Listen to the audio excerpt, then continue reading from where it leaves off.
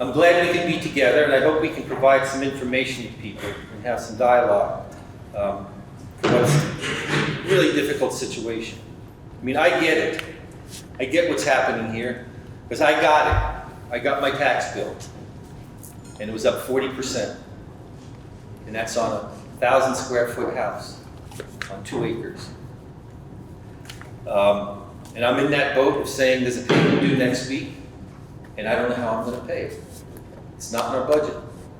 And you know, both my wife and I work 2 jobs. We work hard to pay our bills and pay them on time. But this was a real unexpected piece. So I'm hearing from people with a lot of concerns. I'm especially hearing from people who are retired on fixed income, and they're concerned that they're not going to be able to stay in their houses, that their housing is being threatened, and that's certainly an untenable position. And I know that here in Vermont we try and pride ourselves that our tax policies are progressive, and what's transpired here is anything but progressive. We've seen real estate values soar across the country and across the state, and from what I've gleaned, that's probably at the heart of this. There's a number of factors, though, that are going to come into play here on how we get from square one to you get a tax bill. Hey there. Yeah. It's okay. It's okay. This school is all about kids, and if somebody wants to sing like that, they can. I'd rather you stayed here.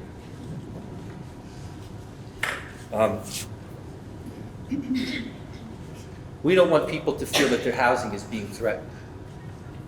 We want to have tax policies that are progressive, and that's basically our philosophy. We pride ourselves. I think we're the second most progressive state for tax policies. But what we want to do is try and help people have their questions answered so we can understand what information people need. And I can share a little bit about what I've been hearing from people because there's some assumptions that might not be accurate. There's some information that might not be accurate. So I'll just go share a few things. There's parts of this that have to do with the school budget, the town budget, and then what the legislature does. But the legislature does not hire appraisers. We do not provide oversight for the appraisers. The appraisers are vetted by the tax department, and I'm told every year their work is looked at, and there's a report on the tax department website for how that looks. The legislature does not control local school budgets.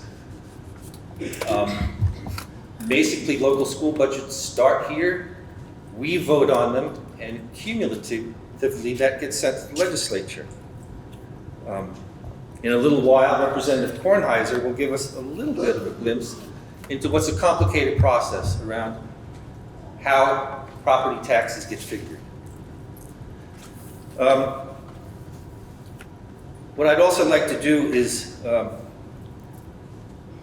get this moving along now. After Representative Kornheiser speaks, we'll start answering some of your questions, and Tom Ehrenberg will be the moderator for that. Some of you may remember when Tom was the town moderator here in Putney.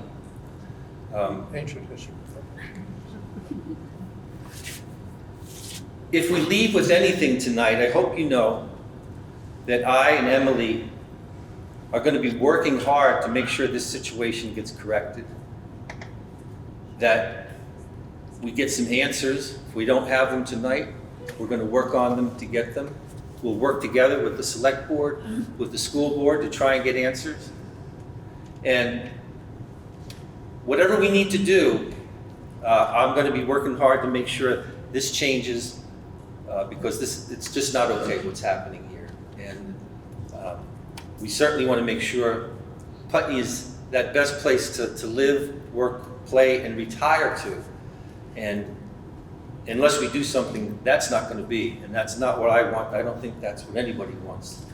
So let's get going, and I'm going to ask Representative Kornheiser, who took some time out of her schedule to come, and share a little bit about the tax, how we get to generate what we need for property taxes and to fund education in Vermont. Emily is the chair of the House Ways and Means Committee, which sets the tax policy here in Vermont. So thank you for coming in. So I'm Emily Kornheiser. I live in Brattleboro. I know a lot of you because we live right next to each other. And I'm glad to have the chance to be here tonight. I'm really here as sort of more of a policy expert than the political figure that you might also see me as, given that we live right next to each other. So I just want to start with like a little bit of reflections on how we did get here, and that there's a few different issues happening simultaneously, which can make it really challenging to understand them all and how they interact with each other. So first, this mic has like a really lot of feedback. If it's further away, no one can hear me at all because it doesn't pick up my voice. That works? Really? Okay, great. So Mike used the term progressive taxes and the second most progressive tax structure in the state. I just want to be, because it's supposed to clip onto my shirt in normal land. So I'll hold it over here. Just go around your ear. In my ear? Yeah. Whoa. Never done that. How's that? Yeah. Okay, great. Will not touch my hair. So, when we talk about progressive tax structure, we're not talking about politically progressive. We're talking about the idea of a progressive tax structure is that those who can most afford it pay the most, and those who can least afford it pay the least. And so, when we think about a sales tax that everyone pays the same rate on, we think of that as a non-progressive tax. And when we think about income taxes, where if you make more money, you pay a little bit more, that's a progressive tax. And Vermont and Minnesota tend to have the most progressive tax structures in the country. And that's because we exempt all of our groceries from sales tax so that folks don't need to pay tax on sort of meeting their basic needs. We have a lot of tax credits for really low income folks, including the child tax credit and really big earned income tax credit, and a lot of you might be eligible for those. And our property taxes, our school taxes specifically, not our municipal taxes, but our school taxes that we pay on property, are adjusted based on your income until you get to a certain income threshold or a certain property tax threshold. And that's quite unusual. That doesn't happen in other states very often. And so that's supposed to make most of our tax structure set up so that folks can make it work. And because of sort of the structure and the particular pressures on Vermont at this point in history, a lot of that pressure is sort of like sitting on the middle class right now. And that's really hard. And that middle class is fairly broad, and it's also shrinking, right? And so I just sort of want to name that, and that's one of the problems that we're like actively grappling with in the legislature. So very specific tax issues that influence the situation that Putney is living in right now is how we appraise properties. Other places and sort of national best practice is that all properties should be reappraised every 3 years. Most places in Vermont do it every 20 years, every 15 years. Some towns are like on 30 years at this point. And what that means, I mean, we all expect, generally you buy property thinking that your value of your property will go up, right? Like we do on some level think of it as an investment, right? Maybe not first, mostly you want somewhere to live, but you sort of expect that your property will increase in value at the time you live there, so maybe when you're ready to leave it, you'll get a little bit more money back, right? Is that, thanks. A little bit of nodding to the tax policy really helps me like keep the energy up for talking like such a nerd in front of so many people, thank you. Okay. And so when we wait a really long time in between appraisals, it means that we're gonna see a big spike when those appraisals come in, and that just happened in Putney. We also, different municipalities appraise on different schedules. And that's gotten harder lately because appraisers are in really high demand. And most appraisers don't want to work with our rinky-dink towns. They want to work with much larger contracts. Because it's almost the same amount of work to work with a town the size of Putney than to work with the entire state of, like, an entire county in Massachusetts, right? And so it's harder and harder to get appraisers. And so towns are struggling to get those appraisers, and they're appraising even less often. And so we have this mechanism that you probably, most of you have heard of. It's called the CLA, which is supposed to adjust for the differences in property values between towns that are all on different appraisal schedules. Because if you all just appraised, and so your property values are much higher than, say, Newfane, which might not have appraised for the last 20 years, you don't want to be paying more taxes than Newfane does just because your town got it together to hire an appraiser, right? And so we use this thing called the common level of appraisal to try to bring all of the tax rates in line with each other regardless of when the property was last appraised. And every town gets selected a common level of appraisal value. This is like easier with a whiteboard, sorry. In order to make sure that their new property values or their old property values will match up with their neighbors, so we can have fairness from town to town. And that system works if municipalities are on some sort of regular schedule. But as I said, it's getting harder and harder for towns to keep to that regular schedule. And we've seen a tremendous influx of people buying properties for the last 5 years at really high rates. And usually we talk about gentrification in the context of urban gentrification, right? And like you hear about that happening in big cities. I think it's pretty clear that part of what we're experiencing in Vermont is rural gentrification, right? Like people are being priced out of the neighborhoods or the towns that they have lived in or they expect to be living. And that's like a great big policy problem that we need to start solving. And that's part of what's happening here. Because we knew that this property reappraisal system was not on a time frame that was working anymore, and municipalities about 3 years ago started getting reappraised and then being really upset with the legislature when they got reappraised, sort of like why we're all here right now, right? We started looking at the system and saying we need to change the reappraisal system because what's happening right now isn't fair. And at that same time, all this research was coming to light about how all over the country, the way appraisals happen by like professional appraisal firms is actually has a lot of bias built into it. And the way properties are appraised nationally, sort of standardly, tends to over-appraise less expensive properties and under-appraise higher value properties. And that is a national problem. And so we actually passed a law last year to begin to solve that problem. And it's a big lift because it's going to mean that we're going to take the municipalities, your town's right to manage the reappraisal process and see what happens if we try to do that at a state level through our Department of Taxes. And I know that Vermonters hate it when that happens, right? Like we want our towns to be responsible for decisions. You want to be able to have a complaint and go to your select board chair to complain or go to your town offices and talk to your lister and look them in the face and complain.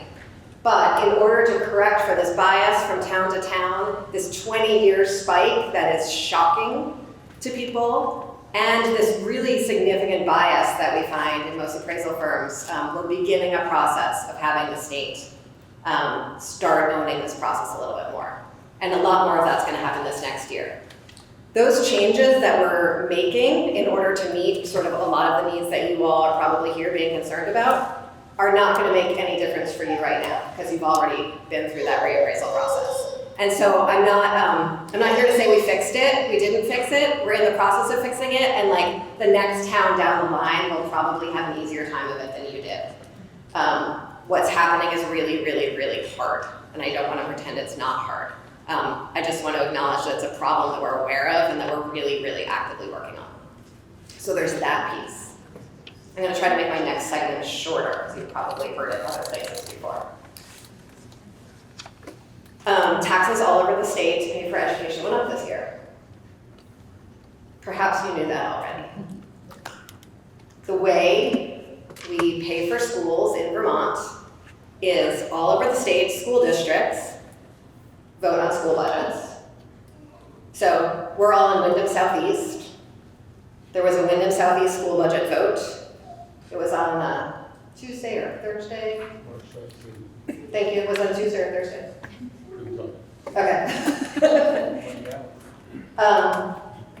And, you know, most of us have like whole lives to live and can't make it to that meeting, right? And a lot of folks did go to that meeting and voted affirmatively for that budget, and that budget passed. Wyndham Southeast does have some of the higher per pupil spending per student in the state.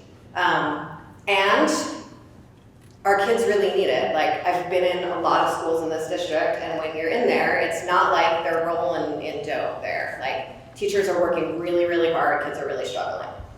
That budget does not have a lot of fluff in it. And all over the state, kids are really struggling, and budgets came in really high all over the state. And so our job is to add up all of those budgets and then fund all of those budgets. That's our job in the legislature, especially in the Ways and Means Committee. This year, those budgets were really up because of a lot of really increased need.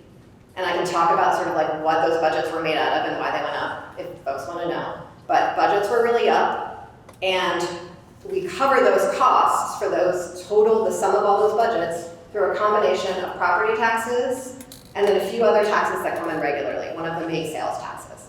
And those other taxes that come in regularly were like a little bit down from past years. And so that difference had to be made up within property taxes. And then that increased budgeting needed to be made up with property taxes. And so property taxes needed to go up because that's the deal. Since we passed Act 60 and Act 68 in the 90s, that's the deal. Local school districts vote on their budgets, we add those up, and we raise taxes sufficient to pass them. It is a wild way to do things, but it is the way we do things. That's the promise that we've all made to each other. It's based on a Supreme Court decision. And when Act 60 passed, it was based on a Supreme Court decision, the Brigham decision, and balanced this really Vermont desire for local control and the need to have fairness between schools. So that kids in Wilmington and Dover would not have a way better education than kids in Pownell, right? Even though they might have really different property values. And so that's the deal we made, so that we could, like, all the kids in the state could get their needs met. There was a lot that sort of happened and that we did in order to actually bring those taxes down from what they were estimated to be. It was estimated to be a 20% increase all over the state. And it wound up being around a 13% increase all over the state. But that's still like more than most people can withstand in a single year. And I absolutely agree, I understand that. We did everything we could to bring it down, including we added an extra bump for folks who pay based on income because the year-to-year shift, especially for those folks, we thought would be even harder. And so that's how we tried to like take steps to meet people and to solve the problem, but it wasn't enough, it isn't perfect, and there's still a lot more work to do this year, and I can talk a little bit more about that later, but I will stop with that.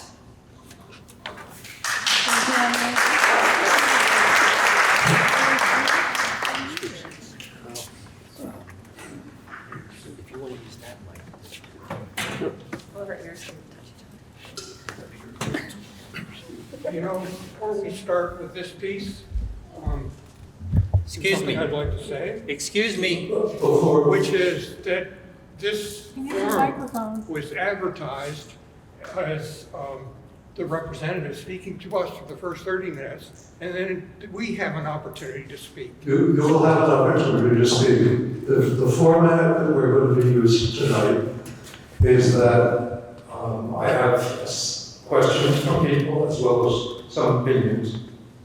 We'll go through them. They tend to bunch together sort of thematically, so I don't think it'll take a long time. And then the floor will be open for people to speak, either to express an opinion or to ask additional questions. So I'd like to stay with that So format. Tom, when this was first advertised, as the 2-hour forum will begin with a presentation from the state representatives, And there will then be 90 minutes allotted for those who would like to speak publicly. Okay, I hear you. You hear me? I hear you, but Why are you changing the format? I was not charged before. Well, then why was the format changed? Is I it you think don't want to to hear make it? it more so that they get their questions answered rather than they could express opinions until there's more information out there. So Okay. they don't want to hear what you have to say. So the first question, To put that on your ear. We're getting a lot of feedback. Hearing aids. Oh, no. We'll try it. That better? Yes, yeah. Okay. During the time when people are going to speak, I will ask you to identify yourself because I'm just terrible at remembering names. So that's just my handicap. Is there a way to find out how the numbers were reached for my appraisal? And there's a whole group of questions that are asking essentially, why did the appraisers come up with the numbers that they did?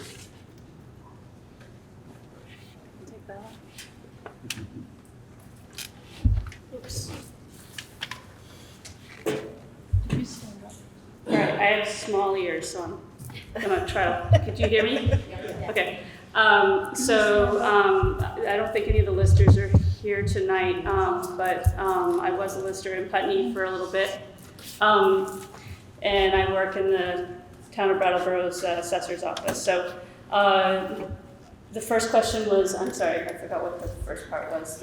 How do people find out? How did the appraisers arrive at their numbers? It's a complicated process of how people arrive at these numbers, but I know you all hopefully got property postcards in the mail back in September of last year, advertising the data collectors were going to come along and visit your property. Those people had no opinion of value. All they were hired to do was measure your porches and your decks and the square footage of your property. If you let them inside, they measured the inside portions of those pieces to gather livable space. They noted bathrooms, fixtures, whether you have a full basement, what kind of heating system you have, and they put all that stuff into a system. And then meanwhile, there was a sales study that actually gets put out every 3 years, and they use the last 3 years of sales, and then they actually visit those properties to get a sense of why that property might have sold for that amount of money. So they take that information and they come up with a land schedule and they come up with cost tables. This is a very simplified way of saying, telling you how the whole process works. Basically, the whole thing gets meshed into a system. We're using Assess Pro that takes all those numbers and comes out with appraisal values for every property.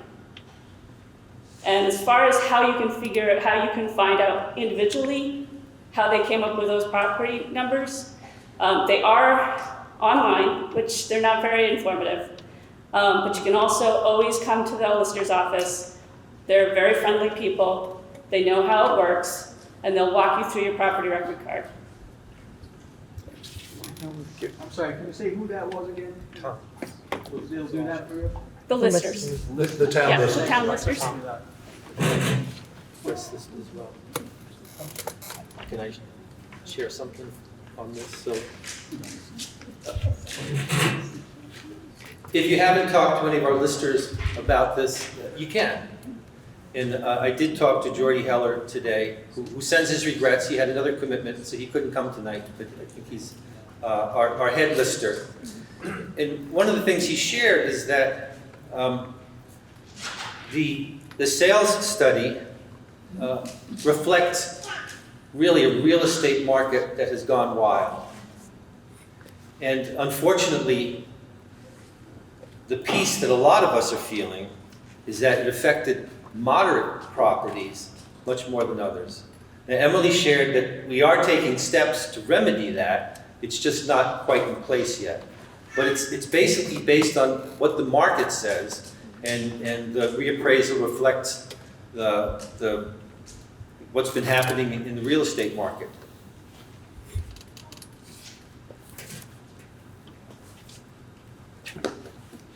So the next question is, how does the town, expect a family to suddenly budget for and pay a 50% increase in property taxes on such short notice? Why not provide warning starting next year? Now, this relates to a question you raised, which is that Putney is taking a hit that other towns are not. So maybe you could speak to that.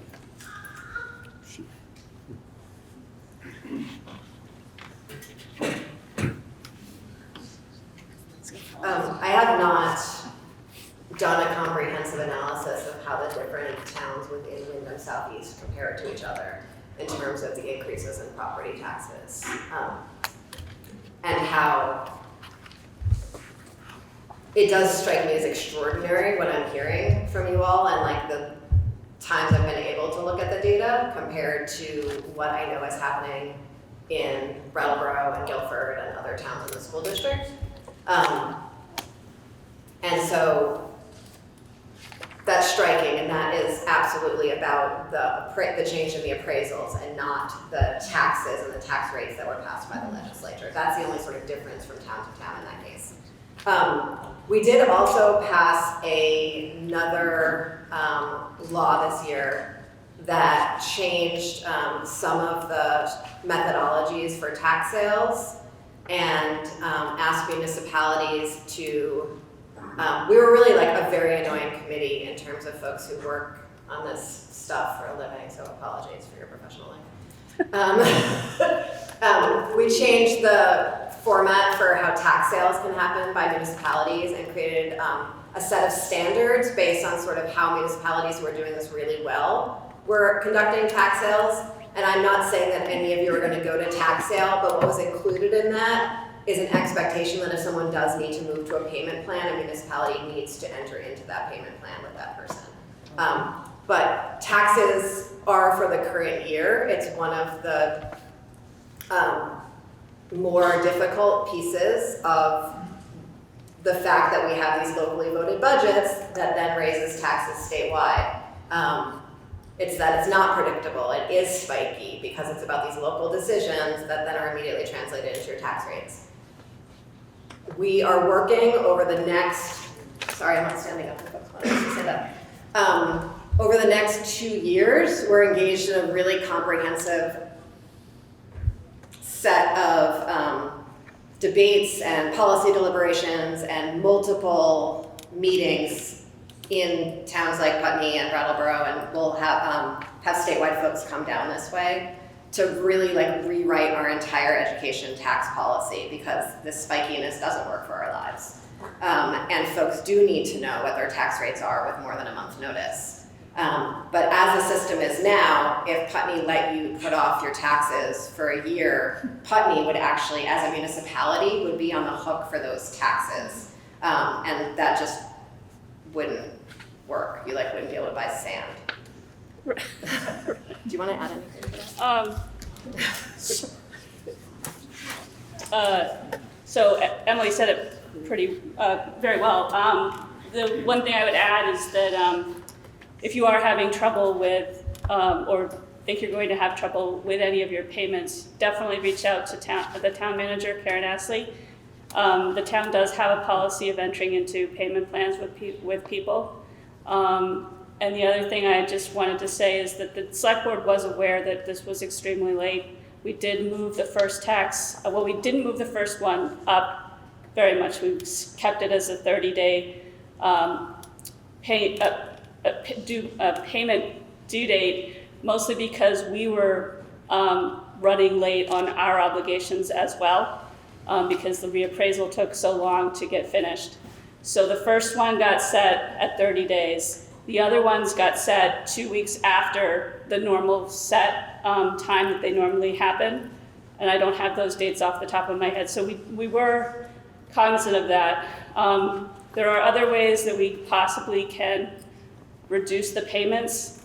I did not get this answer before the meeting started, but the town meeting actually sets how many payments we have in a year.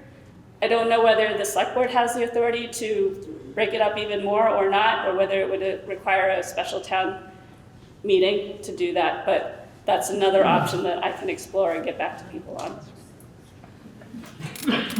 That was a special order. Years ago. Yeah. To move to 3. Yeah.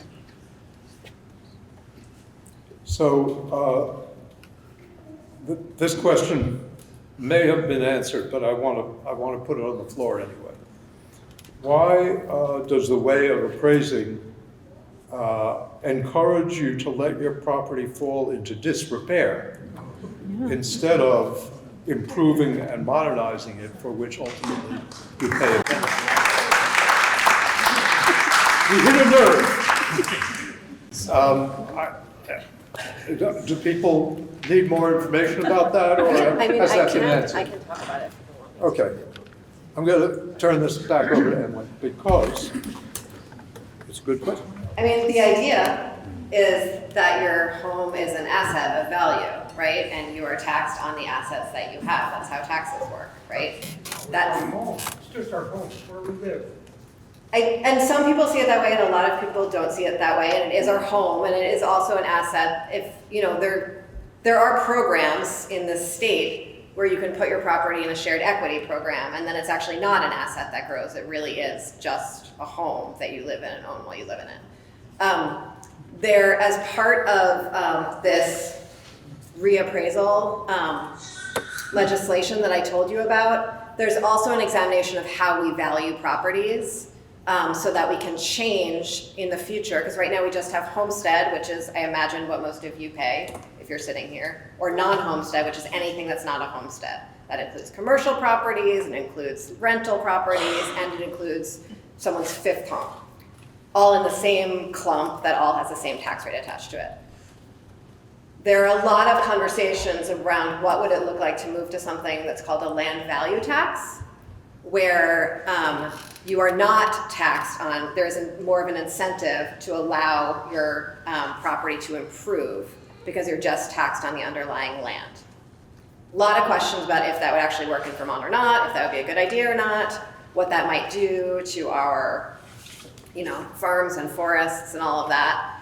But I just want you to understand that over the next 3 years, those are some of the big issues that we're going to be grappling with, including what would it look like to tax second homes higher? What will it look like to maybe have that carry some of the weight and pressure off of folks' primary home pressure? And how can we really make this all easier for how we actually want to live our lives here? But pretty much like the standard in America is that property taxes are levied on the value of your home. And, as your home's resale value goes up, your taxes go up. Can I just share a little? And I don't need the mic, just, I agree with you 100%. Our home is our home, the first thing we want to talk about here. And I think one of the things we're all feeling is that our homes are being threatened if we can't pay our taxes. And I want to recognize that. The value of our home is irrelevant if we can't pay for it. And the value of our home is meaningless unless the only value is if we sell it. So, And then you can find something new, and everything's so expensive. one of the things I want to recognize is these are our homes, first and foremost. And what's happening now feels like a threat to a lot of us. And that's not the way it should be. And that's one of the things that I'm going to work as hard as I can to make sure we don't have to feel this again, and our homes don't have to feel like we're being threatened. So thank you for bringing that up.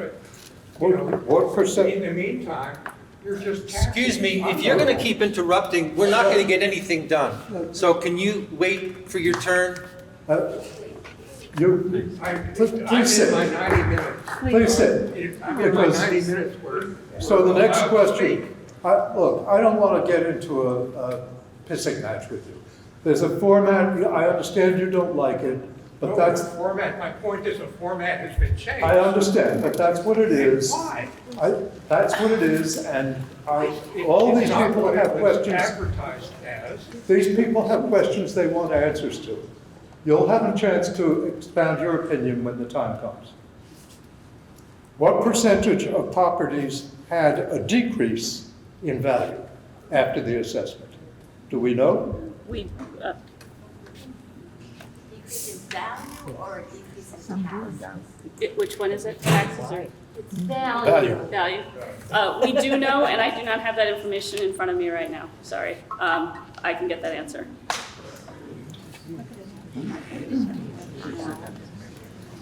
If a neighbor's property sells at an inflated price, does that impact my taxes? It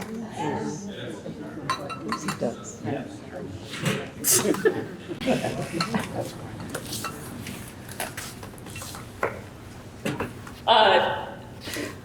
Theoretically, no.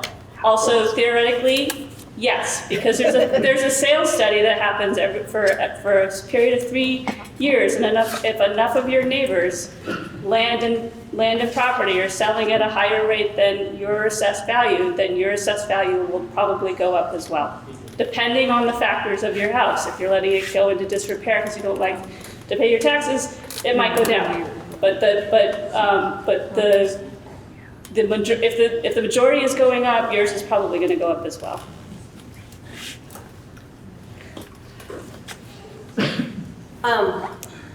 And it won't go up right away, it's just when your property is reappraised, the value will go up. And if we were all spending the same amount of money year after year, and appraised values went up year after year, then the tax rate would go down year after year. Because it's a very simple algebra problem, which is that you have the rate and you have the value, and then you have the amount of money you raise by multiplying the rate and the value. So taxes go up because spending goes up, not because the value of your home goes up. It's just that here in Putney this year, where that happens has shifted around in a way that is unbelievably unexpected and uncomfortable and scary. Where taxes are going up? Yeah.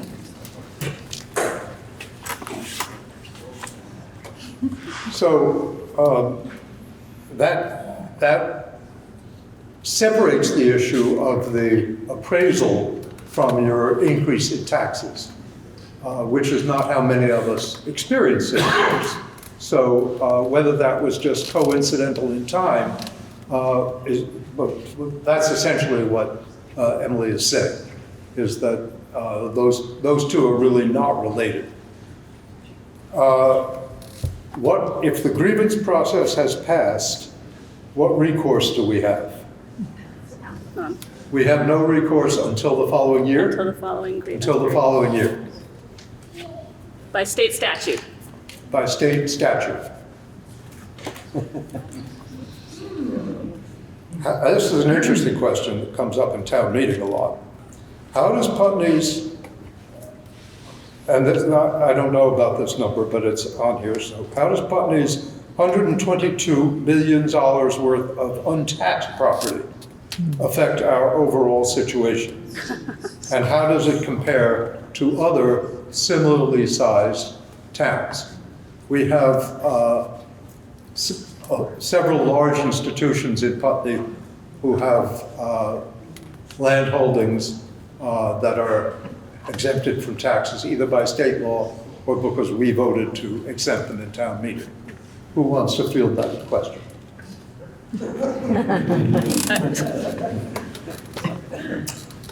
I mean, The answer, of course, is it raises your taxes. I mean, I can say I agree with you that that's an issue. It's definitely an issue. It's not just an issue here in Putney. It's an issue across every single town that has exempt properties. And I'm going to punt that one to the legislature as well. I can say a little bit. Oh, please do. None of the private schools pay property. No, they pay donations, but they don't pay property tax. Wow, that's wild. So, you know, I live in Brattleboro. We have a lot of tax exempt properties on our grant list Yes, we there. with slightly different missions often, but still like a lot of, including now like the circus school, for instance, was one that we just added at our last town meeting. If folks want that to change, that's something that is changeable, but there are real implications. So if we don't, there was a bunch of people putting some pressure on that we should stop exempting churches from taxation. Lots of opinions about that, right? And most of our churches would probably have to sell their buildings if they had to start paying property taxes. I don't know if anyone really wants that. And so just yes, it's a really easy place to point fingers, and it's quite probably stunning here. And really, let's think about the full implications of what that might look like if that happened.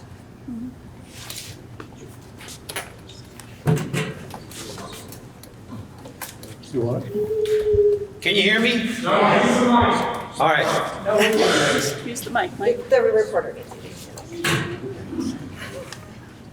So I just want to remind people, if you don't know, that the schools in town do make a payment to the town. They've been paying off the firehouse, and I don't know if it's paid off yet. It's this year, I think. This year. Pretty sure. So that does take some sting about that. I would hope that they continue to make a payment to the town in lieu of taxes. But that's something I think we need to negotiate, and I think I'm hearing loud and clear that we should. And just in regards to churches, I'm a member of the Quaker congregation here. We don't believe we should be tax exempt, and so we make a payment to the town in lieu of taxes, because we don't think churches should be tax exempt.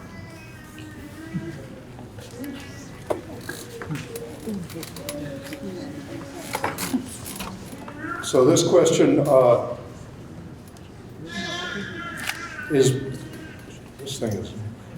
why is the state payment for homestead declaration based on last year's income and home value? And then that payment is put towards the new, much higher value on this year's bill. Love that one. Yeah. Go for Great it. question. Okay. Mostly because administratively that was the easiest thing to do, because you don't have this year's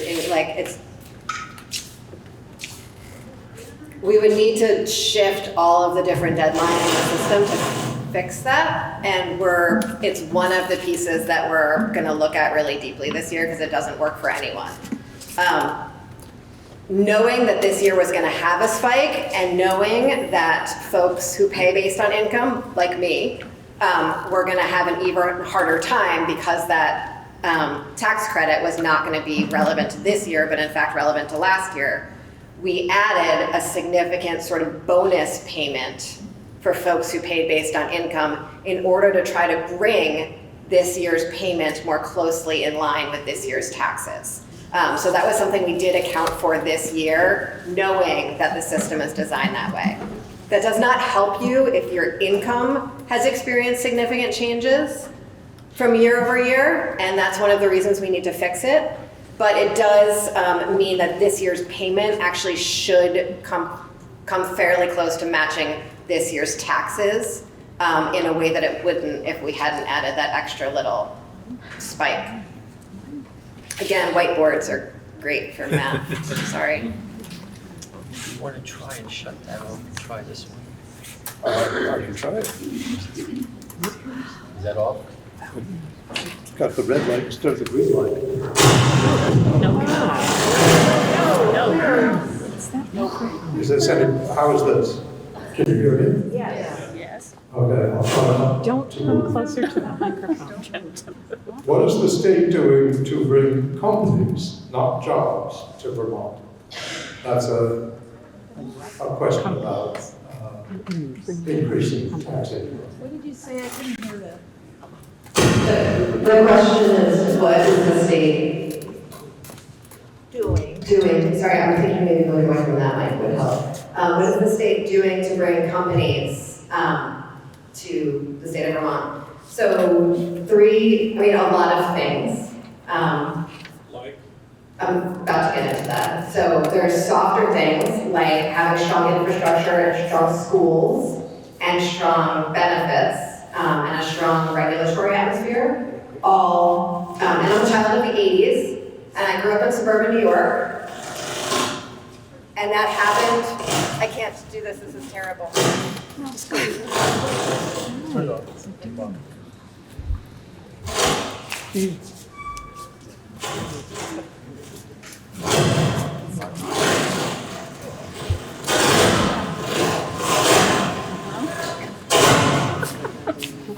So I just want to explain my bias. So I grew up in suburban New York in the 80s, and that was a time when corporate headquarters were moving out of the city and into the suburbs because those CEOs wanted to live in the suburbs.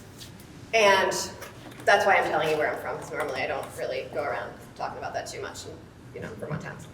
And that is a lot of what's happening in Vermont, that we have businesses grow here and we have businesses move here because there's a lot of research that businesses cite based on where CEOs want to live, where their families want to live, and where they have the kinds of roads and people that will make things thrive. And so a well-educated workforce is one of the best things we can do to attract businesses here.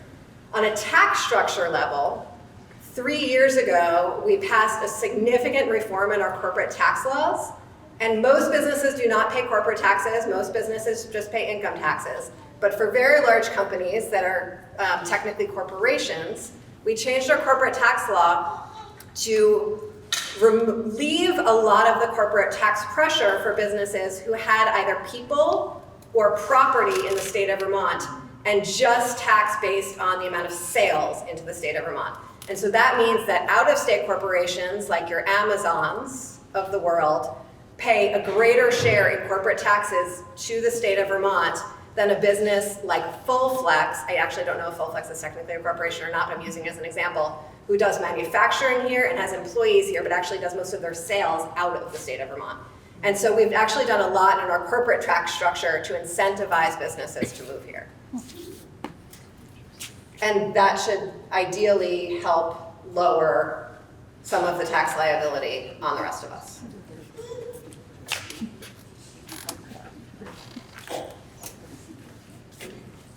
Is there a way to dispute the criteria used for the valuation?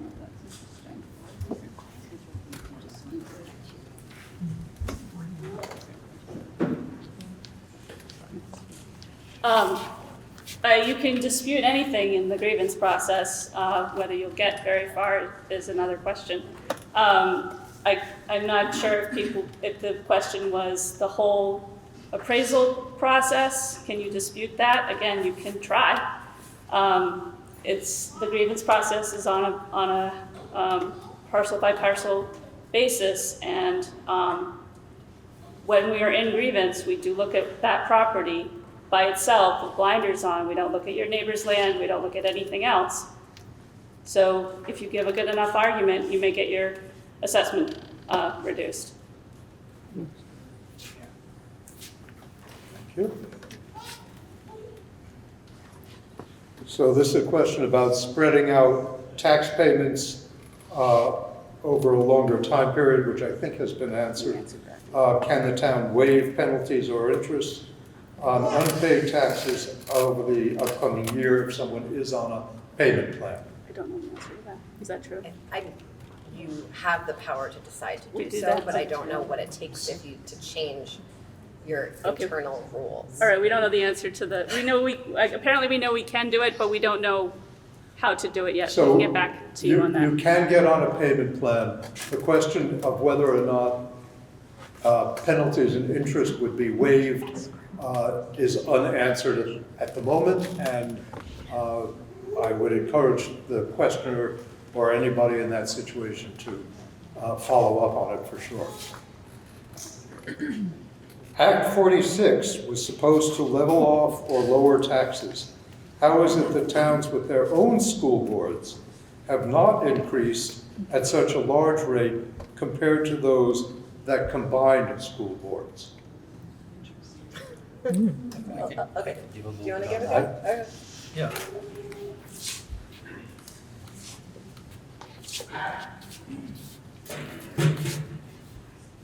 That's a tough question because I didn't support Act 46 and I still don't, and we're still waiting to see if it's working. And we're trying to get some information around that. Because I don't think it was supposed to create more opportunities for students and level costs. I haven't seen that happen. So I think there's a process going on right now, a commission that's looking at education, spending drivers, and eventually it'll look at other efficiencies, and I think we need to look at that. In regards to other towns, the only town I know around here who has their own board is Westminster. And I think the factor there is Westminster, I asked some people from Westminster here, and they can't remember when they last did a reappraisal. So my guess is they're gonna have to do it soon, because I think there is part of statute that compels towns to be penalized. So my best guess is when Westminster does their reappraisal, they're gonna be in a similar situation. So I don't know if it's fair to say that a town that has its own school board is doing better because of that. Athens taxes are going up quite a lot.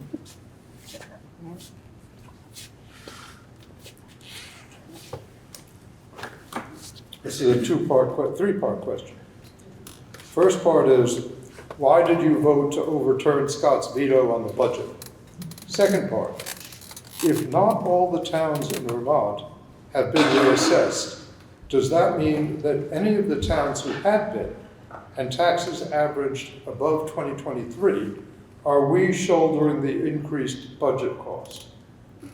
The third part of this is, how did Vermont taxpayers end up footing the bill to settle the J. Peak Ponzi scheme civil suit, especially since this decision was made the day before Governor Shumlin was scheduled to testify? So I am certainly not going to attempt to answer those, but they are interesting questions. I think maybe you'll have to run into our former governor at the G store to get that last one answered. So the governor's, if the governor's veto had been sustained, if we had not overridden the governor's veto, we would have had a deficit in the education fund of more than $70 million and not been able to fund schools. The default tax rates that would have put in place would have brought rental property taxes up to a 30% increase. And reserve funds would have been completely wiped out, leading to an even larger spike next year.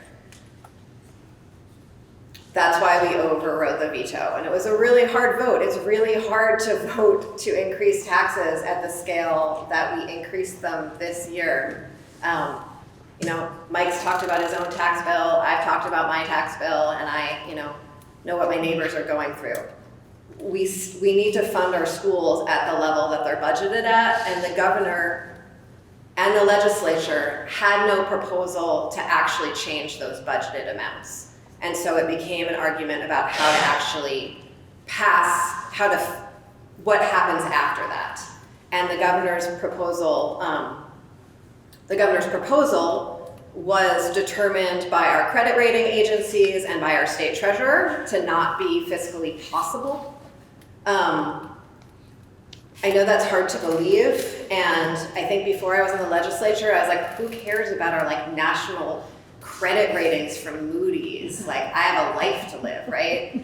And I quickly learned, maybe the first time I might have said that slightly too out loud in a meeting, that our credit ratings are what makes it possible for, say, municipalities or school districts to borrow money. And if we have a bad credit rating with Moody's, pretty immediately our other taxes are gonna go up because our schools and our municipalities are gonna have a much higher cost of money. And so it's actually would have fairly immediately cost even more than it would have if we had allowed our credit ratings to be hit. It's not as abstract as it sounds.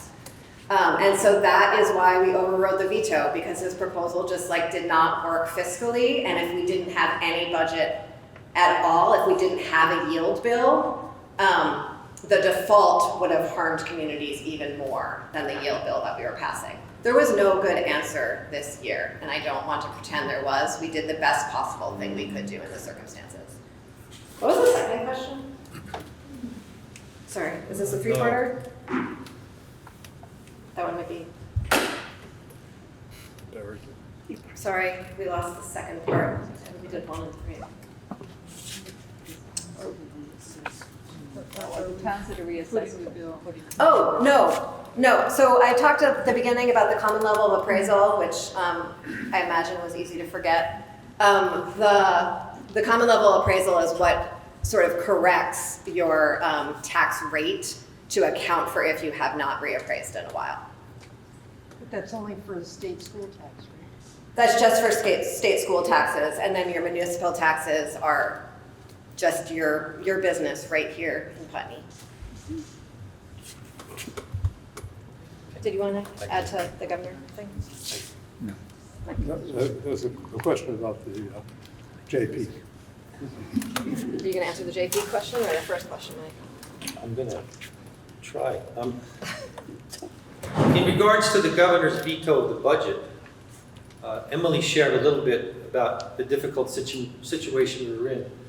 And moving forward, the changes that we want to make, that we're talking about here right now, I think are going to be difficult.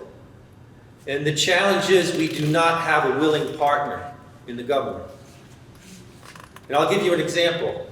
Right before that veto session, the governor called a meeting of House leadership, Senate leadership, to try and solve this. We thought to try and solve this. We didn't think that after the governor called the meeting and then didn't show up. What that told me is he wanted the issue more than the solution. And this is the issue he's been running on and having others run on, property taxes. We want to work with the governor. We need a willing partner. As far as the JP settlement, that is part of the general fund, not the education fund. Is that? Absolutely. Yeah. And that settlement, I don't know how many millions of dollars, but it affects. In an $8 billion budget, I'm not sure it adds a lot, but it's in the millions of dollars. I will add, because I know a lot of people talk about our former governor in this regard, but all of our elected officials were part of that decision. Former Governor Douglas, Senator Leahy, Senator Sanders, Congressman Welch were all part of trying to get that JP progress to happen. So it wasn't just Peter. So I'd like to do a quick temperature check. I was told that we've allotted 2 hours. We've now burned through 1 hour. Is this working for you to have the question and answer format, or do people want to shift to people speaking from the floor? Is this working for you? Hands up, please. Okay. Do people want to shift? Okay. Will So there be I'm going to time shoot for. to do both? I'm going to shoot for about 1/4 Okay. to shift, okay? And at that time, we'll take comments from the floor. So I'm going to try and burn through the rest of these questions.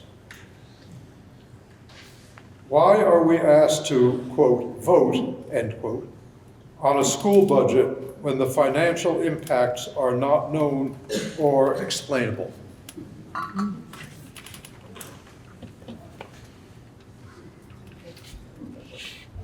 So in the Ways and Means Committee room, I have this really ridiculous chart that lines up fiscal year, calendar year, school year, tax year.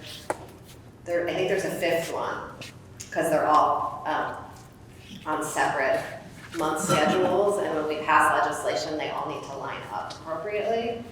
And that's essentially the answer to the question, is that we don't know how much money we need to raise until everyone passes the budget. And so until we know how much money we need to raise, we can't set the rate. What we do have is a December 1st letter that estimates, based on sort of the best possible information we have about school budgets, and then districts use that for their budgeting to set the rate. And we weren't actually all that far off from that this year, and we really never have been all that far off from that. Because districts send in preliminary budget information. This year, we were sort of hopeful that once the December 1st letter went out, districts might lower their budgets a little bit because of how hard it was. But the reality was they'd already budgeted as tightly as they possibly could. That's what happened in our school district, because that's what our kids needed. And so that's what got voted on. So as we do this sort of next year and a half of really revising our education finance system, because what we have is clearly not working right now, it's not working for the needs of our taxpayers or the needs for our students. Bringing all those timelines into a more rational system, where, say, you get your tax credit based on this year's income and this year's taxes, you know what you're voting on when you vote, all of those things should all come together. I think a lot of voters do think of themselves, though, as voting for the budget, actually, and what a reasonable budget is, and not voting for a tax rate. And that's what, when I talk to people on town meeting day, sort of trying to get a temperature check on school budgets, that's usually what people say, for whatever that's worth. Should I talk less at each question? Okay.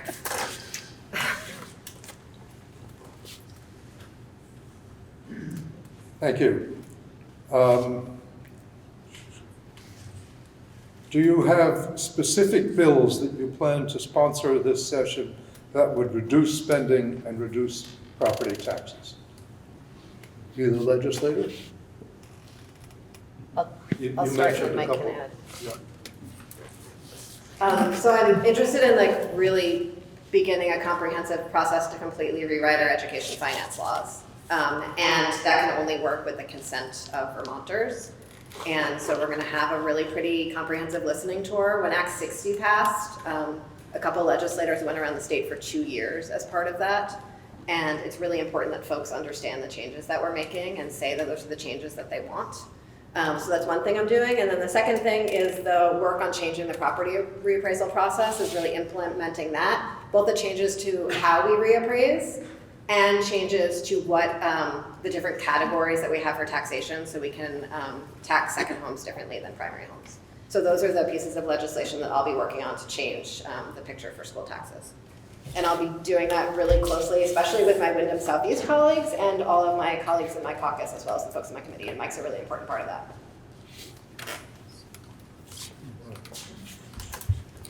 Thanks for that question. And I think there's a couple of parts to that. I heard, what are we going to do to reduce spending? And in regards to education spending, that piece of the budget starts locally. The legislature does not control local school budgets. Similarly with our town budget. What the legislature does control is the other pieces of the budget. It's an $8 billion budget. But I can also tell you that every line item of that budget gets parsed out and rationalized as much as a town budget does. And what I hope to do is make sure that we continue to spend money only that we have to, and we have a government that's only the size that we have to, and what Vermonters want. Now, in regards to specific bills, there's a piece right here that we're talking about right now that I think we have to make some changes around the lag time of that 1 year lag time of when a payment, the homestead income sensitivity payment happens, and how it affects this year's tax bill. I think we need to make sure, going back, that there's a correlation between people's ability to pay as much as what the value of their house is. Because the value of their house is irrelevant if it's not helping them pay their taxes. And right now, what we're seeing in Putney is not a correlation. We have to make sure that's a progressive relationship. And I'm also hoping that if there are other metrics that we need to look at and tweak, that we go in and make those changes to our tax policy so that they are progressive and not regressive. I know everyone here works hard. Their ability to pay their bills should not be predicated on something that feels arbitrary and beyond their means. We don't want to chase people out of their houses. We want Putney to continue to be the place you want to live in. And this is why it's time to get suggestions. Some of our best suggestions come from our constituents, and we're certainly open to hearing your ideas and working with you and to bring that to Montpelier.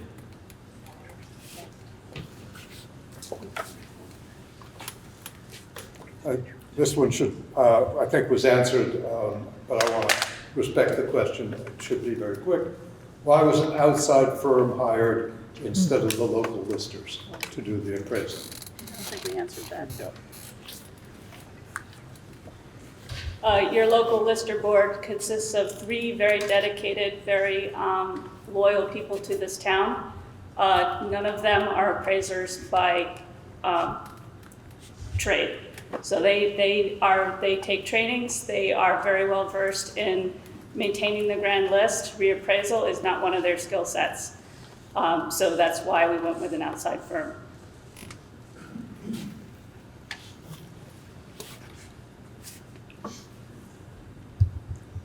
What is Putney and/or the state of Vermont doing to cap year-over-year increases? Very hard for people to manage. Is there a way to set a cap? Thanks, Mike. Sorry.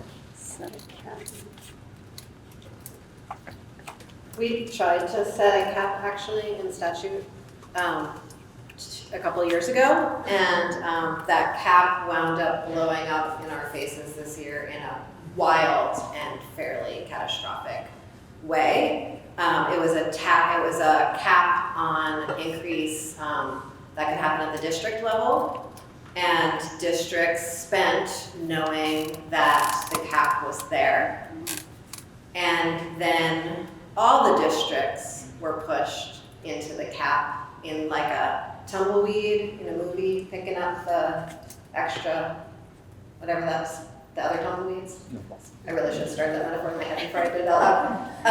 And that meant that there was not going to be enough money to actually fund all of the budgets with the cap. And so I think the cap's a great idea. I passed it in statute a few years ago along with all my colleagues as a way of helping with the transition. And it really didn't work at all. And so we really need to look at like, what does a cap look like that also puts in a check on district spending decisions, because they can't happen in isolation from each other.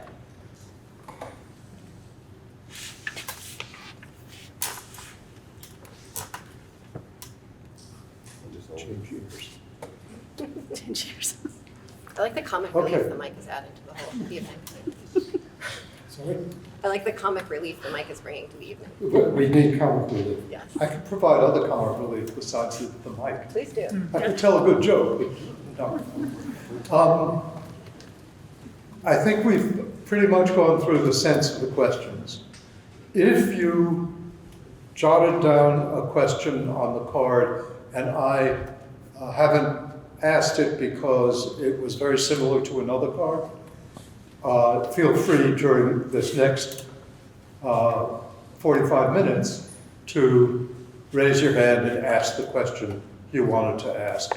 I'm going to ask that if you are making comments, that you not use the entire time for the body that's here for everybody to suck up a lot of time. Say what you need to say so that other people can also say what they need to say. So that's just a request for brevity. So at this point, I'm going to open it up. Do people want to stretch? been an hour and 50, you can stretch in place if you want to stretch. I'm going to open it up for either comments from the floor or additional questions. If you can come up, I don't know, can you come up and talk into the floor? And then maybe you can repeat the question. And then I'll try to repeat the question. And if you can identify yourself, that'd be great, although anonymous questions are certainly welcome. Yes? My name is Catherine. I actually live in Guilford, but I have property in Putney, or a family on property in Putney. I have a question about the land appraisal increase, and I think I understand, but I want to make sure that I do. Last year and previous years, for the first 2 acres around a homestead, it was $65,000, and now it's $152,000 for the same 2 acres. This was a number I got from Jordy at the lister's office, because I did do a grievance and a second appeal to that grievance, so I'm really in the thick of it, and I came because I really wanted to know, is that like the market value equivalent and the education tax, all of that? Is that what made that literally double and then some? Are you saying that the appraisal doubled or No, the I'm taxes? the value of the property, the value of the 2 acres around a homestead Right. for any parcel, from what I understand, and I may be wrong, for any parcel with 2 acres or more or less, but the first 2 acres was valued at $65,000, and it went up to $152,000. And it doesn't, if you only have 1 acre or less, it doesn't divide by half, it's a sliding scale.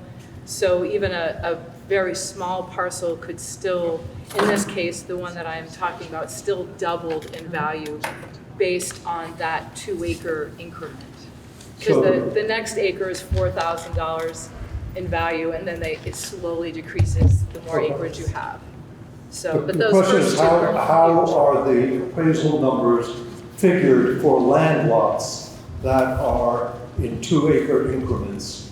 And why is that Or done? it's more the first 2 acres, because it can be for a 5 acre property or a 0.88 acre property. Okay, so now we're getting into land schedule 101.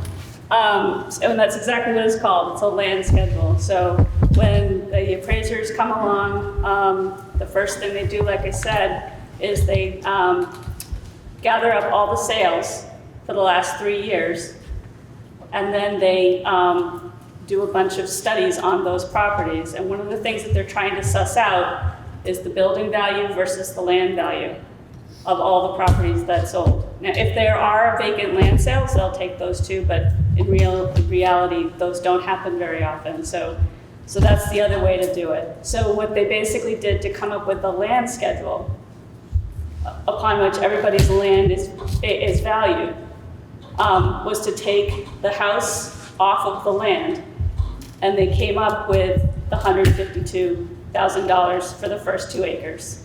From 65,000, which it was. Yep, that was the land schedule at the time, was 65 for the first 2 acres, and then there was what we call excess acreage, which has graduated values depending on how much land you actually own. As to why it's not exactly half, there's economy of scale, so we like to, in Lister World, we talk about dozens of eggs. If you're selling 1 or 2 eggs, it might be 60 cents for 1 egg. But a whole dozen might just cost you $3. It's economy of scale. Is it logical? I don't know, but it does work. If you take the building and the land and put it together, it does come up with a fair market value for your home. And it's also derived from the sales study, right? Yeah. So that's also derived from the sales study, based on what other sales have occurred. The mechanism of individual assessments, I doubt we're going to be able to figure it out here tonight. But there were several questions. Can we find out what mechanism the assessors used, this private assessment outfit? So The Lister's office is open. They're open on Mondays. I believe their hours are from 1 to 4, but they also will come in by appointment They're very accessible, and they'd be glad to talk to you. 1 to 4 on Mondays, or by appointment. Yes?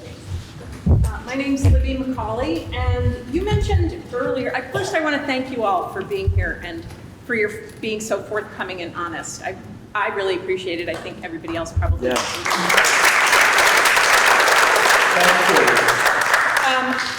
Somebody mentioned early on that built into this reappraisal, there was a bias to undervalue higher priced properties. And I'm wondering why that is and what could be done about that. So it's a national thing, the national trend, and it's been tested in Vermont that it happens.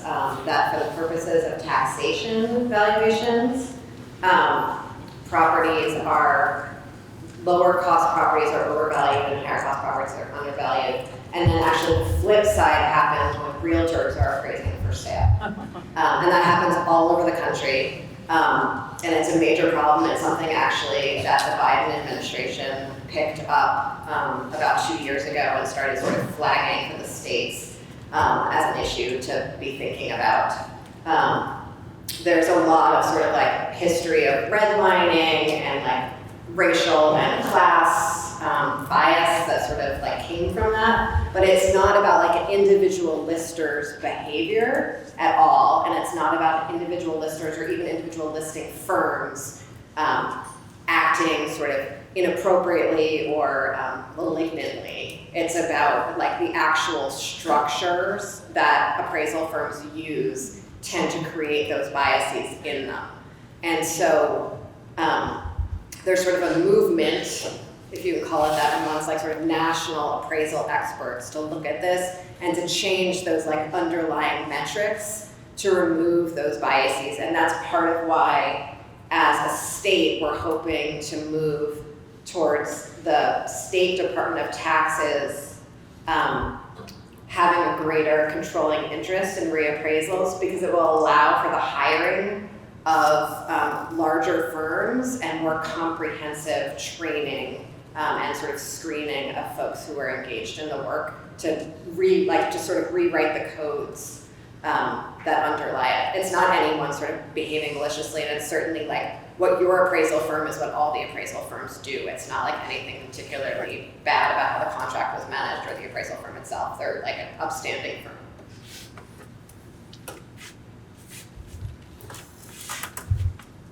Tax policy, of course, has shifted over the past 15 years, generally to move the tax burden towards poorer people. So that's not, this is not a shock. Yes? I am Brent Austin. I've been in Putney for 15 years. I moved across the border to Westminster, so I don't remember when the last time we actually did do a reassessment in Putney. It's been more than 15 years, so I was just wondering if there's a way to... 2014. Okay, so is there a way to lessen the burden by not doing it every, 20-something years? That's part of what's... We're hoping, we're gonna move to a schedule of sort of regions, likely going every 5 years. Best practice is 3 years, but we're gonna aim for 5 years. And then maybe add in a mechanism in the intervening years so that properties are adjusted actually every year, so that it doesn't feel like quite a shock. And that's national best practice. My name is Ron Dubney. Here in Putney, we need to come up with 24% more money. Now, on average, a $200,000 property is paying a 24% increase. On properties that are valued less than that $200,000, the average tax increase is 42%. For properties that are greater in value than that $200,000 point of inflection, the average property tax increase is 9%. That's not true. That's not true. That's not true. I'm getting this from data provided, current data provided by the town of Putney. Well, I can give you my tax bill. I'm not talking about. See that it's an increase of 40%. I'm not talking about any specific tax bill. I'm talking about a tax bill on average. Can you, And so the so simple, get to the gist of what? you know, the simple question is 42% for properties that are, you know, of lesser value, and related to 9% on values that are more valuable than that $200,000 point. Is that fair? So I think that was exactly the question that was just addressed, which is the disparity, what did you call it? I don't remember that. Differential between assessing higher value properties, lower value properties. So I think we already. Is it fair? Of course it's not. Everybody. Of course it's not fair. So, if it's not fair, what are you going to do about it? Okay, you want to repeat? Go. So I have not done the mathematical analysis on the specifics of Putney's reappraisal. I don't even know who the appropriate person is to do that from like the town or the state or whatever to make sure that all of the math, to really understand where the differences are. But like, as I said, sort of the general gist of reappraisals is that they tend to create that separation. And we are actively changing our reappraisal process throughout the state of Vermont to try to close that gap as much as we can. And to take the burden off of the middle class as much as we can. Thank you. Others? Did you say, did I hear you guys, you mentioned that second, third, fourth, fifth homes are taxed less? So the question is, how are second, third, fourth homes taxed compared with a primary residence? I should say properties instead of homes because they don't live here. Yes, so we have two different sort of tax rates. We have the homestead tax rate, which is your home, and then we have the non-homestead rate, which is commercial properties, vacation homes, rental properties, parking lots. If your town, if your school district spends more than the state per pupil average, then your homestead rate will be higher than your non-homestead rate. If you spend less than the per pupil average, your non-homestead rate will be higher than your homestead rate. That is, it's not like a policy decision, that's the mathematical logic of how it all moves around. Wyndham Southeast spends more on average per pupil than the statewide average, and so throughout Wyndham Southeast, our homestead rates are higher than our non-homestead rates. We are actively trying to divide up the non-homestead category into more categories so that we are not experiencing that specific absurdity that you just asked about. If they can afford that many homes, they can afford to pay the taxes. I think so too. Well, that's just cut and dry. Yes, and what he said was if someone can afford multiple homes, likely someone can also afford the taxes on multiple homes. And our economy on some level, you know, depends on second homes. And so I think it's also important to remember that, right? Like we have a lot of cultural richness here that probably wouldn't be here without all of the folks with second homes. There's a hand up all the way back. Yes. Please. I have a question about you saying that the taxes were based on the sales in the last 3 years, and the fact that COVID played a big impact because people that were in congested areas were paying whatever they needed to come here and inflated all the pricing. So to base this time period on what people's homes are actually appraised at doesn't seem fair. But I think that an unnatural spike in home values that is not necessarily reflected in actual increases in home value. I just want to say, I don't think it's just because businesses moved here. People moved here and paid unreal amounts just to get out of where they were. And unfortunately, it's inflated everyone's property now. So the point is that COVID and the influx of people from cities who wanted to get out of cities raised property taxes sort of unnaturally, and that has affected the appraisal rates. That's the question. Do you want to speak to that? I mean, yeah, so we did start seeing an increase in fair market value sales around, I think it was 2020, well, 2020, summer of 2020. And that trend has continued through COVID, and it's still going on. We're still seeing properties that are selling in Brattleboro for twice the amount that they're assessed for. Was it a bubble? Hard to say, because it's still happening. Will it crash? It might. Unfortunately, that's the way that our system works. It takes the last 3 years, and that's the data that we have to work with. Putney didn't have a reappraisal for 10 years. We were probably due a reappraisal 5 years ago. We ended up doing it during this year because we were mandated by the state. I just want to say that what I saw in red, Vermont was one of the safest places to move to. And people were moving here and paying a lot more than they needed to just to secure the place. And I just think it's a shame that it has filtered down on everybody. Absolutely noted that the influx of people certainly did unfairly affect property values. Yeah. Respond to that as well. Oh, sure. Gail, your point is well taken.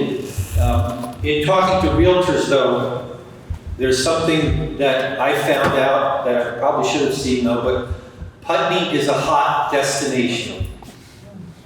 There's a lot of people who want to move to Putney, irregardless of COVID, and that's one of the reasons that houses don't stay on the market very long in Putney. So there is that COVID piece, but there is the piece, though, that Putney is a very desirable town to move to. So there you have it. There's a price to be paid for being desirable. And that price is, we can't afford to live in a house that has been our home for 50 years. That's right. That's Yes. right. Yeah. And that's right. In what sense is that? Somebody else has the floor now. It may be correct, but it's certainly not fair, and it's certainly not right. And I just wanted to say, because we've all been talking about that our houses have not been reappraised. I know that we moved here in 2007, and our house has steadily gone up. Our tax value, our appraised value has steadily gone up, and until it went up this the tax rate has gone up 40% just this year, but it has steadily gone up since we've been here, every single year. The tax value or the appraised value? Both. So I don't know how anyone's coming up with that. I can only tell you that our paperwork, every year, our home value has gone up. Sometimes we get the homestead exemption, sometimes we do not. And we've been increasing our taxes every year. An issue for the listers. Yep, I'd ask the listers. CLA may change. But basically what we're saying here, in a nutshell, I think, the bottom line is, there is nothing we can do about what happened with our taxes this year, except see if we could pay it out. That's the bottom line, correct? That Correct. seems to be the bottom line. Correct. Can you repeat that out loud? The bottom line, so there were two questions. One is, why has my the value of the appraised value of my house gone up every year, which is a question for the listers because it's high. And the second question is, are we essentially stuck with what we have this year, despite whatever remedies might be coming down the road? And the consensus of the panel here is, yes, we are stuck with it, other than trying to talk to the listers next year on an appeal. Can I have one? Please. So, yes, talk to the listers to understand your situation, grieve if that makes sense for you for next year, or continue a grievance if you're in it for this year. And then the Vermont Department of Taxes has an office of the tax advocate that, were you waiting for me to say that? And it's a small office, and I think he's more overwhelmed this year than he ever has been before. And it is his job to help you. Like, the office was created just about a decade ago for exactly this reason, that people's individual circumstances, maybe you did not file for your property tax credit and you need to get, your property tax credit for this year. He can help you get a special sort of extension on the deadline to file that. He can help you piece through if something is going wrong once you finish talking to the town officials in Putney. And it's just the Office of the Vermont Tax Advocate. It's very easy to find. If you, after a couple weeks, don't hear back from him, please do be in touch with Mike, and Mike can shake the trees a little bit for you. Thank you. Sorry I didn't mention that earlier. Somebody we didn't even know existed. The Office of the Tax Advocate. Okay. Judge, I'm just wondering if this is really a spike in value. From what Mike said, maybe it's not a spike of the sensitive like that. Is there any reason we can't reappraise the value in a few years when the spike goes down, instead of waiting for 7 years or whatever? So the question is, if this is a temporary spike, can we reappraise in a few years rather than going out 10 years, as we did last time? That's actually the value of the system that we have right now, where the CLA is gone now, but where the towns are mandated based on where their CLAs are or their CODs, which is the thank you. So that if this was just a spike and everything crashes next year, theoretically Putney's COD would go through the roof or come. So this coefficient of dispersion, it's a way of, it measures fairness of the equity. So theoretically, we would be mandated to reappraise again anyway.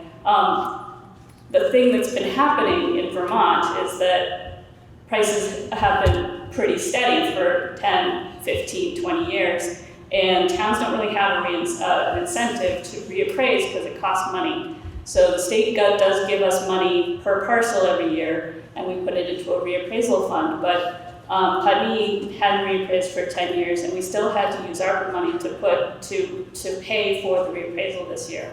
So there's not a lot of incentive for towns to do it more often at the moment. I get that. So Maybe we should. Tom? We can reappraise it when we raise your taxes. Yeah. That's okay. So Katie, Yes. I think it is something that we could take to town meeting and ask the select board to do if we wanted to do that again. Yep. And before we get too far along, I want to remind people that if you haven't filed your homestead application, they're due October 15th, I believe. And that's where income sensitivity comes in. It's 2 applications. There's your homestead and the application for the property tax credit, and you have to do both of them. So if your income is under $128,000, I think that's the level it is, you're probably eligible to get a payment from the state based on your homestead, which is your first 2 acres in your house. If you have more than 2 acres, it's only the 2 acres that would be eligible. So that's available on the tax department website, that form. And I think it's due October 15th. So that's something that can help. What's the second form? It's the property tax credit. No, it's actually 2 separate forms, but yeah. It's like you've like probably filled it out before and not realized it was 2 separate I can't forms. remember the name of it. I actually can't remember the name of it. It's 2 separate forms. Most people don't even notice it's 2 separate forms, but occasionally someone misses the second form. But it's the actual application for the property tax credit. Everyone, if you're living in your primary home, are legally required to file a homestead. You don't file a homestead just to get the property tax credit. The property tax credit is a separate application. It is due for next year, but if you did not file it for last year, like for this year's property taxes, you can get a special exception for like your incredible lateness by going through the office of the tax advocate. Will you have until October 15th? Yes. Yeah, but if you didn't do last year's. Yeah, I know, last year's for this year. Yes. But is it not so? October 15th is the deadline for that. Is it There's not somebody so over that here. based Yeah. Go ahead. Christopher Irian, first I wanted to say thank you. It's really, I'm glad you changed the format. I think this turned out to be really great. Sorry, my voice is getting a little hoarse. Thank you for being here. I think most people here are probably here because their taxes went up this year, and everybody's in shock. My taxes went up 62% this year. But I started looking back, and over the last 5 years, my taxes have gone up 308%. This is not, so in other words, it's not just this year. It's not just the reassessment. And I know everybody else has got the same story, so I'm not going to make this a long one, but this is really serious. I mean, 308% in 5 years, when in fact, the statewide education spending only went up 36% in that period, that same 5-year period. So something is fundamentally wrong here. Thank you. So the taxes are going way up, greater than spending, and the gentleman is a little hoarse, a pony. I promised a joke. But there's clearly something wrong with the picture, and we've certainly heard that the legislature is well aware of it and trying to correct it. Yes? Just in relation to having bought in 2007, I bought property at the bottom of West Hill Road, and it was on the market for a year. Yeah. And she wanted about $800,000 for it, and there's certain rules with real estate, and we don't always know what the reasoning was that things failed, but we ended up closing with $430,000 was what we paid for our house, and our house has gone up to $600,000, or more than that actually, and it's a 300% increase in our taxes, and we just had it assessed 2 years ago when we bought it.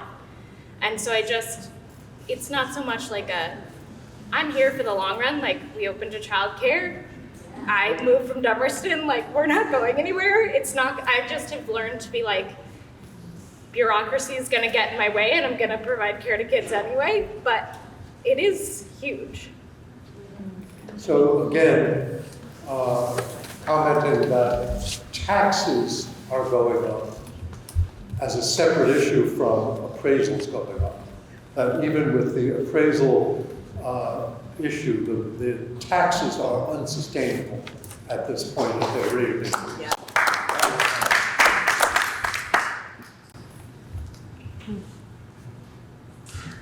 I just want to remind folks, and I don't often remember to remind folks because I live in my little tax nerd land, that the particular taxes we're talking about right now are the taxes for our kids to go to school and to be taken care of.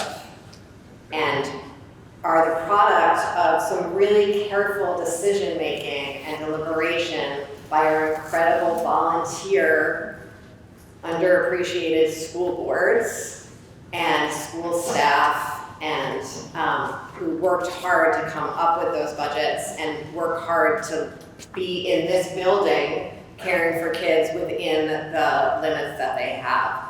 And so I know, like, it's really hard to remember that in the midst of all of the tax nerdery and the fear about our homes, because certainly kids need homes too, right? I just want to like spend a brief moment recent, because we talked about caring for kids, I wanted to sort of mirror that and just bring us back to the fact that like we are in a school where kids are cared for in pretty incredible ways.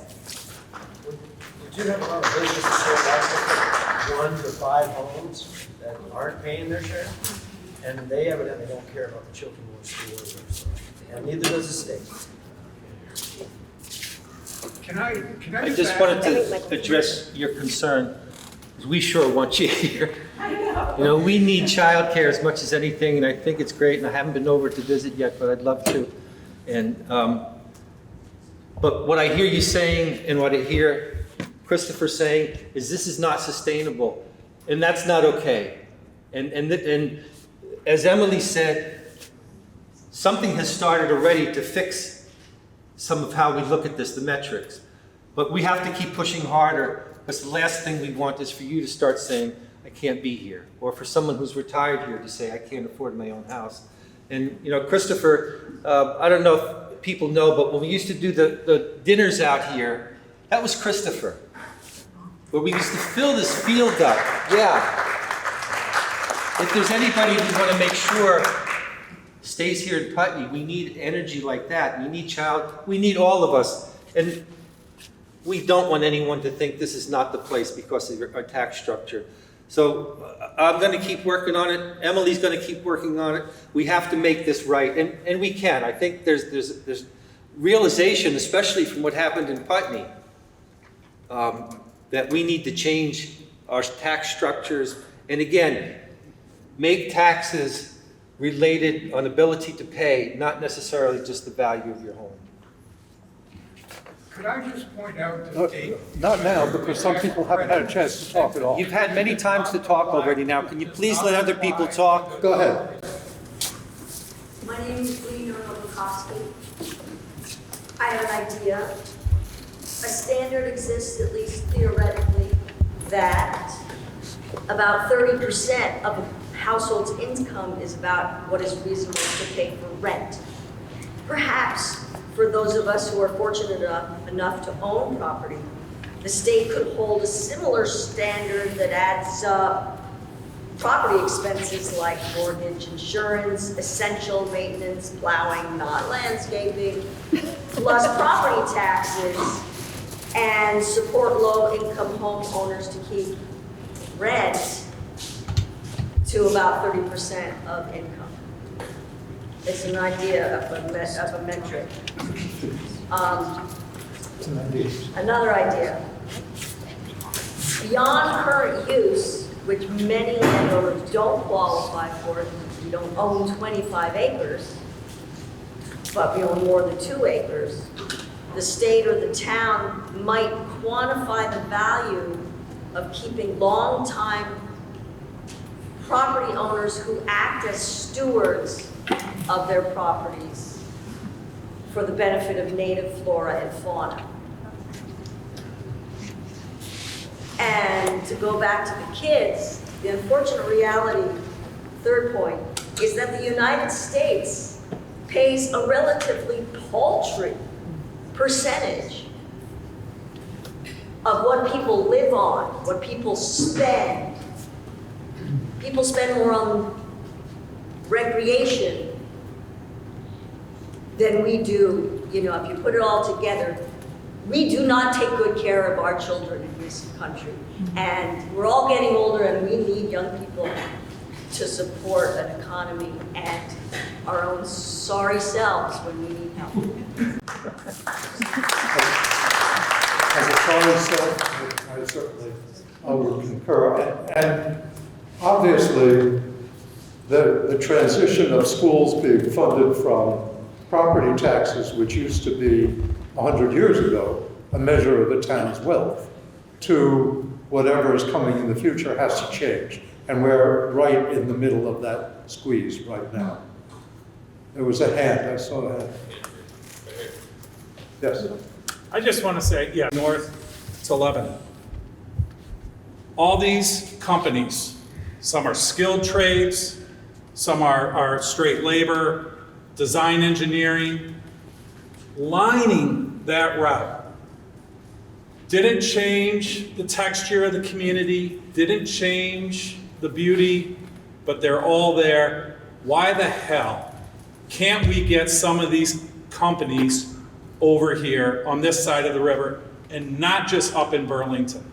So what incentives can we do? The comment is that we need to be much more active in bringing new companies to Vermont to contribute to the tax base. Much, much more active. That's a small summary. Others? Yes? Could you speak to how healthcare is affecting the cost? And do you have any ideas of how we can reduce healthcare costs in our state?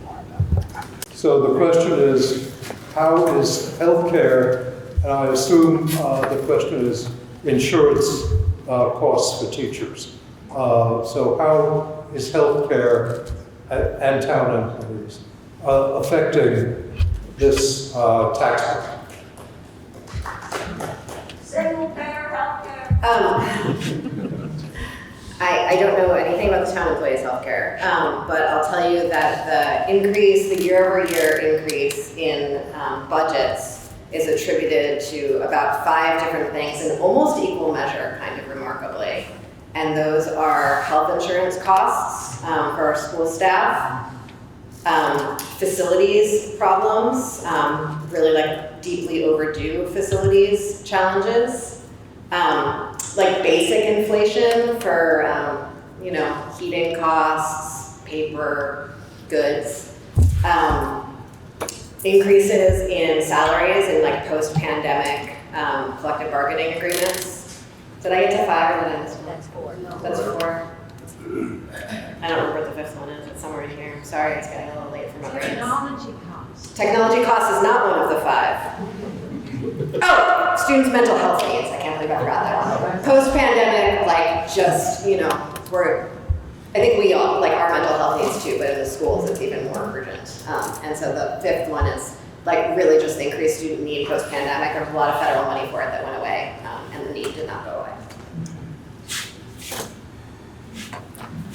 So, surprisingly, there are several factors increasing tax rates, not just health insurance for employees, although that's a significant one of 5, but only about 1/5. So that's interesting. Others? Last, yes? Yeah. Does the closure of our paper mill have anything to do with some of the crisis that we're in? The question is, does the closing of Putney paper affect our tax bills? I love that question. That would be me. The answer is not yet. They have been reappraised. Their assessment went up. It might not have gone up as much as it might have if they were an active mill. But my understanding is that they plan to pay their tax bill until they can liquidate or sell that building, or sell the business. So it does not affect our base tax grand list for this year. They're still here.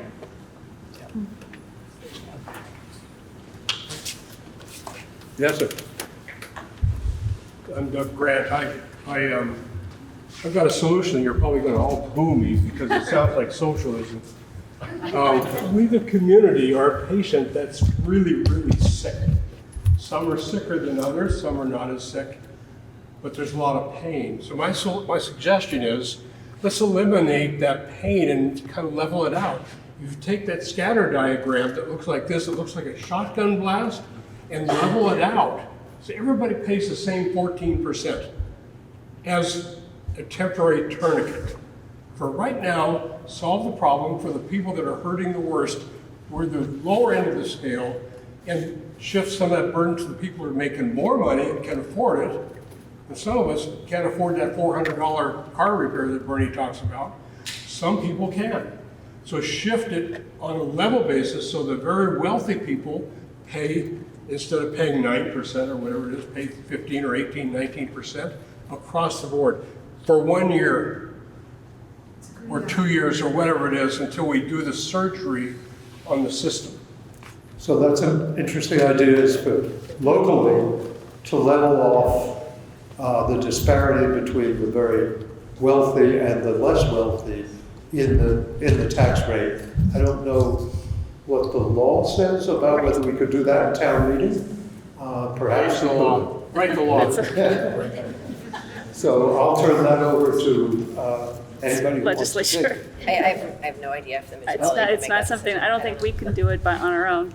This is a hot potato right now. I don't want it. I don't dare hold it too long. Just do it. So the question is. Let me get an answer to whether we can do it and get back to you.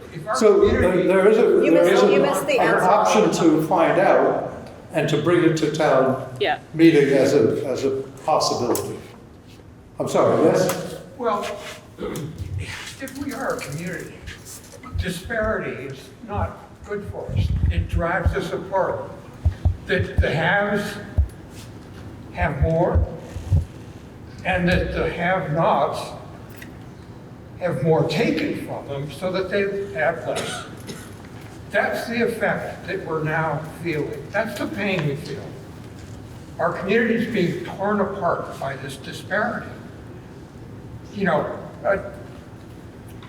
I took the simplest example of that, right down the middle of the population. Half of us are paying, on average, 43% more in property taxes. Half of us are paying, on average, 9% increased property taxes. I must point out also that the income sensitivity homestead declaration credit does not apply to that increase. You're going to have to pay all of that increase. So it wouldn't apply until the following year. So that's a good perhaps note to stop on, because it's now 9 o'clock. But the observation that indeed the wealth disparity that now exists in the country is in terms of how much the wealthy pay in taxes and how much the poor pay in taxes is also present right here in Putney. And that has been tax policy over the past 20 years nationally, and we're feeling it. We're feeling it also in not getting the federal aid that we used to get. So I'm going to stop there. I want to thank everybody for having been very courteous despite it being a very charged issue. And I want to thank our panel for being so helpful and informative. So thank you all.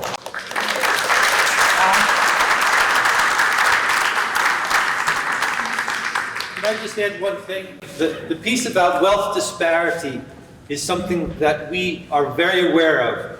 And last session, Representative Kornheiser proposed, drafted, and got passed through the House a wealth tax.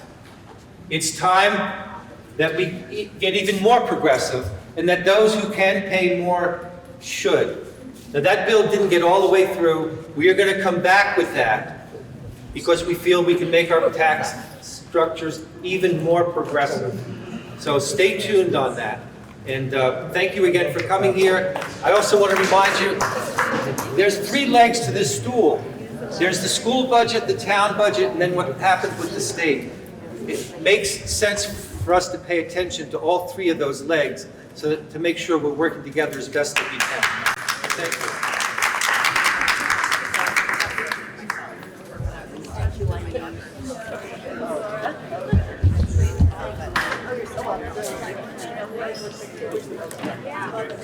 Mike. Thank you so much. Look at that.